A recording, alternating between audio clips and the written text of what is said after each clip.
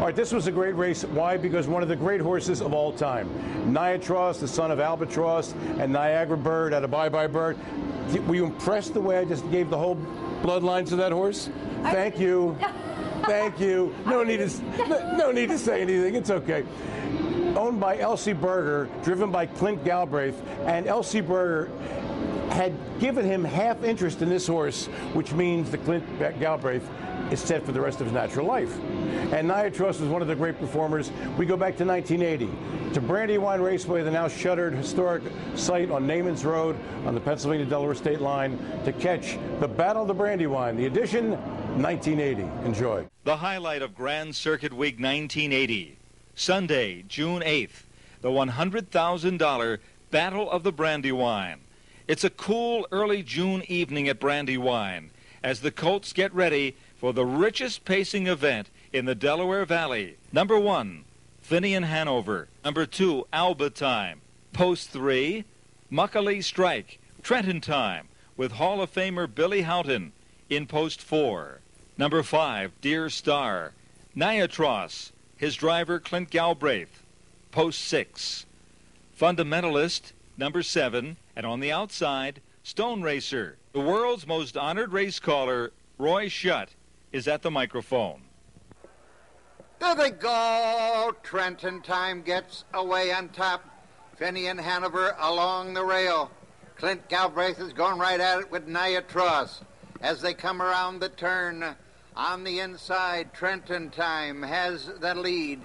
It's Trenton Time on top, and in second, Alba Time. Muckalee Strike, and coming on is Niatross. They turn into the first quarter.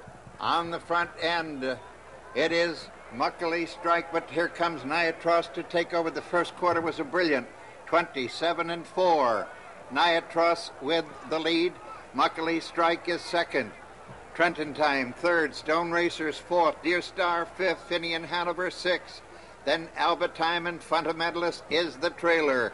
Moving into the half mile, Niatross keeps that lead.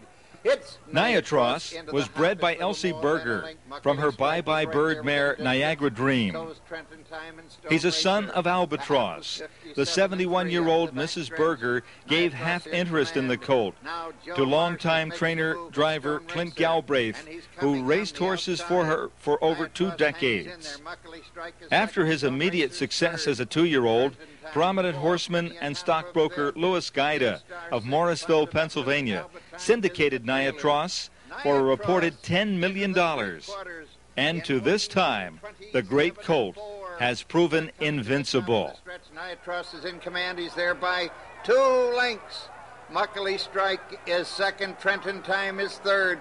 Niatross, he's great on top by 4 lengths. Niatross is whizzing, just flourishing the whip. Niatross drive the rest of the way. Trenton Time is coming on. It's Niatross. Trenton Time gaining a little bit, but Niatross is the winner by 4. Niatross wins the 21st renewal of the Battle of the Brandywine. This has been a Big B TV production. Now it's time for the news of the week. There's only 5 months, 1 week, and 6 days left till the Little Brown Jug. What? Why are you looking at me like that? It's never too early to start planning for the Jug. In fact, the early favorites have already been picked.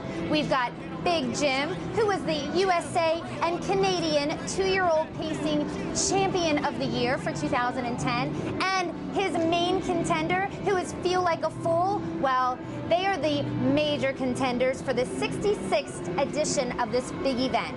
By the way, the exact date for the Little Brown Jug this year is September 22nd. It happens to be Scott Baio's birthday, oh, and Joan Jett's birthday, and somebody else's birthday too. Just putting it out there. Anyway, for more information, go to littlebrownjug.com. Now, you've heard of the $6 million man, right? Well, guess what? The $6 million foal was just born last week. At White Birch Farm in New Jersey, Darlin's Delight, who is a pacing champion mare and a winner of over $3 million, gave birth to a colt. Now, the bouncing baby boy's daddy was also a $3 million winner named Rock and Roll Hanover. Yeah, you may have heard of him. Anyway, congratulations to the connections of this future harness racing superstar. Hi, you, and welcome back to PA Harness Week. It's time now to go in the bike. Woodbine we go to, and they had a couple of great races that we have for you, Natch. And the first one we're going to talk about is a preferred pace, and the most preferred of all, St. Elmo Hero, 24 for 24, undefeated. And remember this, Brett Hanover, the great Brett Hanover, won his first 35 races. This bad boy's only got like less than a dozen to go. Wow. So it's pretty big stuff. Anyway, he was up there against some decent horse flesh. He went off at 2-5. And here with the call is Ken Middleton. St. Elmo Hero, Jameson pops the plugs and says, let's go.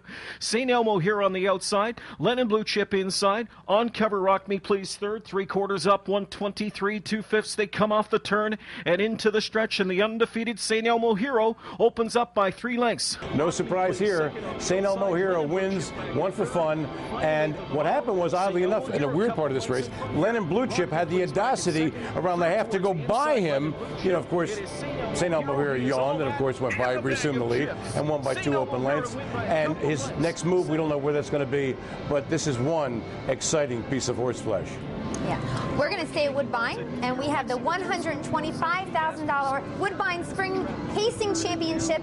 Hypnotic Blue Chip's the 4-5 favorite for trainer Kevin McDermott. Then there's also Liz Again, who won the preferred at Woodbine last time out, and Ideal Race, driven by one of Canada's newest and youngest stars, Scott Zeron. Here to the outside now comes Ideal Race, and he's full of pace. Bearing down on Liz Again. Liz Again put up 3/4 at 122 and 3, but Ideal Race is powering up. Jameson is finally clear now on the outside with Hypnotic Blue Chip, and he's also blasting up from the backfield. Hypnotic Blue Chip from way back is closing up now, and it's Hypnotic Blue Chip just in time. Hypnotic Blue Chip getting closer to that $1.5 million milestone with Jody Jameson at the controls. He wins his first of the season in 151 flat. A come-from-behind effort, a huge last quarter, 27-1. Liz Again, well, that horse needed the finish liner just a little bit closer. Ideal Race took home the money for third. Let's go back to the States to Yonkers Raceway and some more prelims of the prestigious George Morton Levy. And let's go to this rapid-fire succession, hard and fast in the first division. Foreign Officer, who won last week with the fastest time, was the 6-5 chalk from the rail, but it was Legal Litigator, the 4-1 third choice, who got the money, winning in 153 and 3. In the next leg, despite the fact that Southern Alley is a dude and his name sounds like it belongs to a chick, he still won easily in 153 flat with a Yannick Gingras on the bike.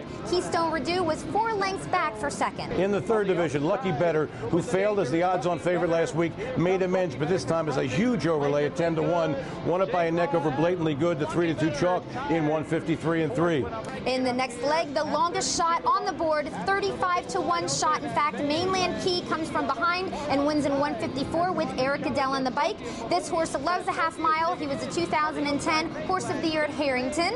Just putting that out there. Second in here was a Tokyo. And in the next leg, and I'm a real leg man, you know, Giddy Up Lucky off at 4-5 with Eric Goodell, won by 2 in 153 over a 42-1 Bomber Shark Legacy. The 4-5 shot over 42-1 paid 118. Wow.